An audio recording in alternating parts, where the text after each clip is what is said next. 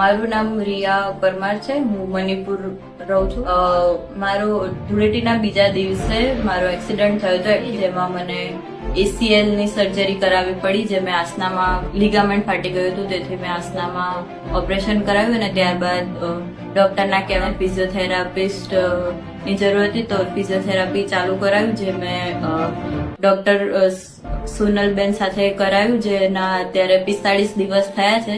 Operation પછી તરત 15-20 દિવસ ના ચાલી શકું, ના સીડી ચડાઈ, ના કઈ જ નહીં, ઘોડી લઈને ચાલતી હતી. અને અત્યારે મને એટલું સારું છે કે હું એકદમ કમ્પ્લીટ ચાલી શકું છું, જે અત્યારે કોન્સ્ટન્ટ સ્પીડમાં ને બધી રીતે 45 મિનિટ બી ચાલી લઉં છું.